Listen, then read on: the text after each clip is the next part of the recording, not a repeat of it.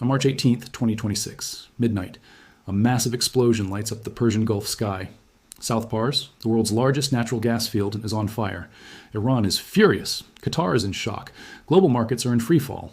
And then Trump goes on Truth Social and says something nobody expected.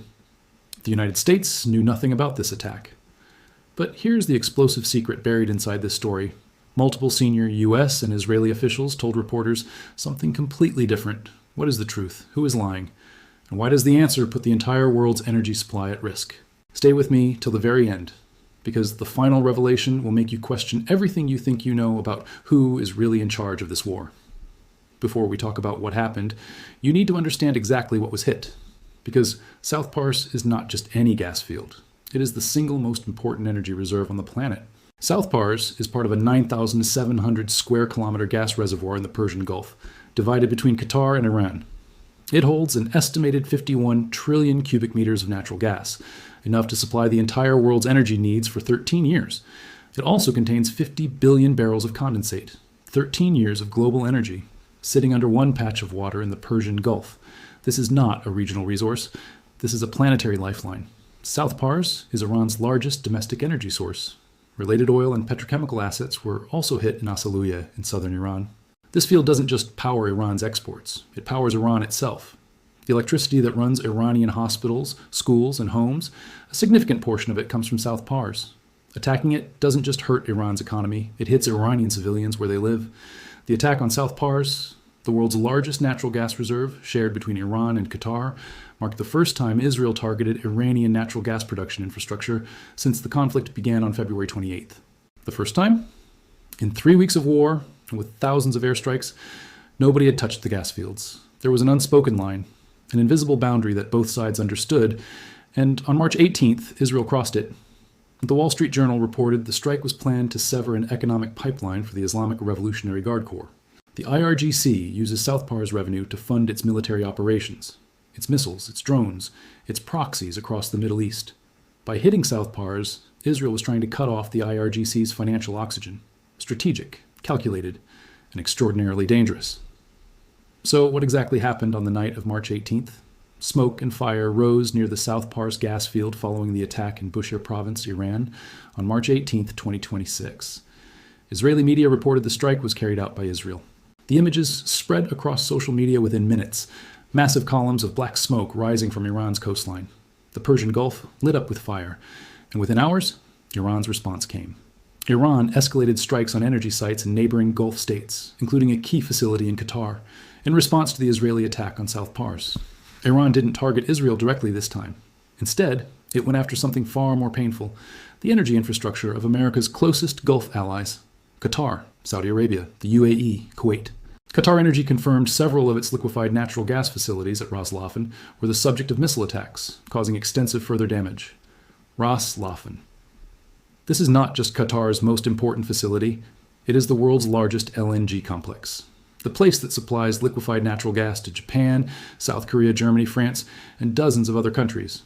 When it gets hit, the entire world feels it. The United Arab Emirates reported its air defenses intercepted 7 Iranian missiles and 15 drones targeting the Habshan gas facilities and the Bab field, where operations were suspended, 7 missiles, 15 drones, in a single night. Iran was fighting back on every front simultaneously, and it was specifically targeting the energy infrastructure that the global economy depends on. Iran launched at least 6 waves of missiles at Israel overnight, including new attacks using cluster bombs. Air defenses intercepted most of the weapons, but debris and bomblets from the cluster munitions fell in several places, including Tel Aviv, where an elderly man was injured. Cluster bombs.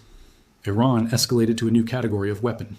These munitions scatter hundreds of smaller explosives over a wide area, designed not just to destroy a single target, but to saturate an entire neighborhood. One cluster bomb struck the agricultural community of Adonam in central Israel, killing a Thai agricultural worker, while another hit a home in Jaljulia. There was also a direct hit in the Palestinian town of Beit Awa in the Israeli-occupied West Bank.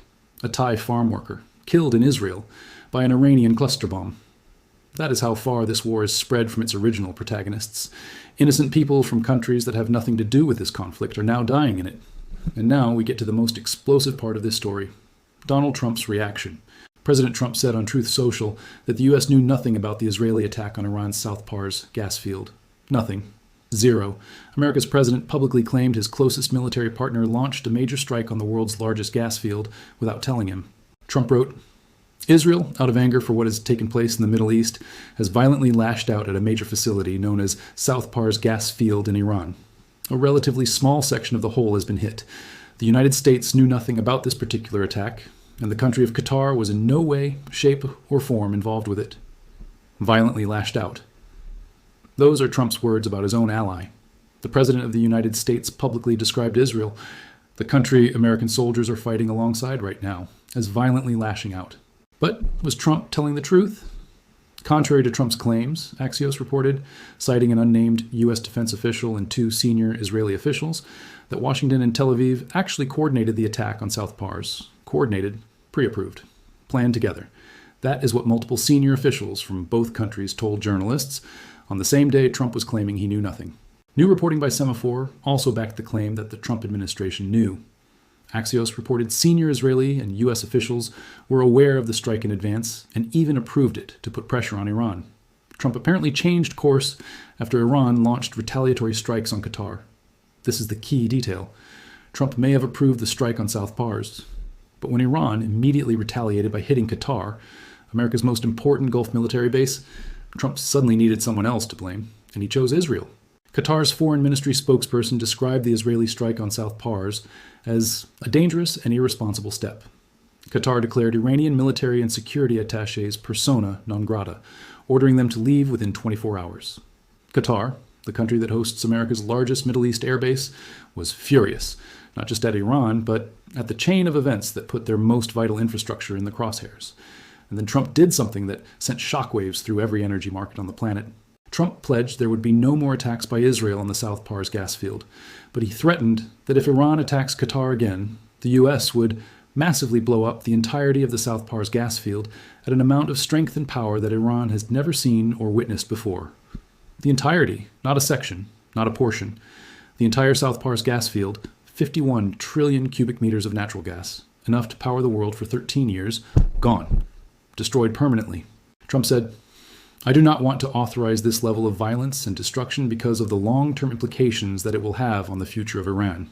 But if Qatar's LNG is again attacked, I will not hesitate to do so. Long-term implications for the future of Iran. Even Trump, in the act of making this threat, acknowledged that destroying South Pars would not just be a military strike, it would be an act of economic annihilation against an entire nation. Brent crude futures rose above $111 per barrel after the strike. U.S. crude futures rose above $97 per barrel. Natural gas was up 3%. Japan's Nikkei stock index fell over 3%. South Korean equities fell 2.8%. And European futures dropped more than 1.5%. Every major stock market on Earth fell. Oil above $111 a barrel. And this was before Trump's ultimatum about destroying the entire field. If he follows through on that threat, analysts warn oil could hit $150 or beyond. A market strategist told Reuters, this latest escalation feels like a turning point for markets because the conflict is no longer just about military headlines or Strait of Hormuz closure. It is now hitting the plumbing of the global energy system. The plumbing of the global energy system. That is not political commentary. That is a financial analyst telling investors, this war has now reached a level where the basic infrastructure of modern civilization is at risk. The international reaction to this escalation was immediate and desperate. French President Emmanuel Macron called for an immediate halt to targeting civilian infrastructure. He said, it is in our common interest to implement, without delay, a moratorium on strikes targeting civilian infrastructure, particularly energy and water supply facilities. France, America's oldest ally, publicly demanding that America and Israel stop what they are doing. Macron didn't ask, he didn't suggest. He demanded a moratorium, immediately. Macron told reporters in Brussels, I hope everyone comes to their senses. This escalation is reckless. He also called for a truce as the region enters the Eid al-Fitr holiday, saying the fighting should stop for a few days to give negotiations another chance. Reckless. The French president used that exact word. And he called for a ceasefire during Eid, the Muslim holiday of peace and celebration, as a window for diplomacy. German Foreign Minister Johann Wadephul warned of a crisis of the gravest order if global supply chains continued to be disrupted, calling for a path toward de-escalation. A crisis of the gravest order. Germany, Europe's largest economy, is watching its energy supply evaporate in real time. German factories, German homes, German hospitals, all dependent on LNG that is no longer flowing freely from the Gulf. Saudi Arabia's foreign minister said, "What little trust there was before with Iran has completely been shattered." Both political and non-political responses to Iran remain on the table. The Saudis, the one Arab nation with enough oil to partially compensate for the loss of Gulf energy supplies, is now openly talking about their own military options against Iran. The Pentagon is asking for an additional $200 billion for the war, according to the Washington Post. The USS Gerald R. Ford aircraft carrier docked in Crete for repairs after 268 days of continuous deployment, on course to break the record for the longest U.S. carrier deployment since the Vietnam War, $200 billion more. And the aircraft carrier that has been at sea for 268 straight days, longer than any American carrier since Vietnam, finally had to pull into port for repairs. This is what a real war looks like, not the clean, quick victory that was promised. So, remember the question from the very beginning? Trump said America knew nothing about the Israel strike on South Pars, but multiple senior officials said the opposite. Who was telling the truth? Here is what the evidence shows. According to Axios, citing a U.S. defense official and 2 senior Israeli officials, Washington and Tel Aviv coordinated the South Pars attack in advance. They approved it, together, as a deliberate move to cut off IRGC funding. But the moment Iran retaliated and hit Qatar, America's most critical Gulf military base, Trump needed distance from that decision. So he went on Truth Social and blamed Israel. And that's not just a political move. That is a crack in the U.S.-Israel alliance that Iran, China, and Russia are watching very carefully. Because if America and Israel are publicly blaming each other while missiles are still in the air, that is not strength. That is fracture. And the world's energy supply, $111 oil, closed Strait of Hormuz, burning LNG facilities in Qatar, is paying the price for that fracture right now. Tell me in the comments, do you believe Trump, or do you believe the officials who say America approved this strike? Share this video.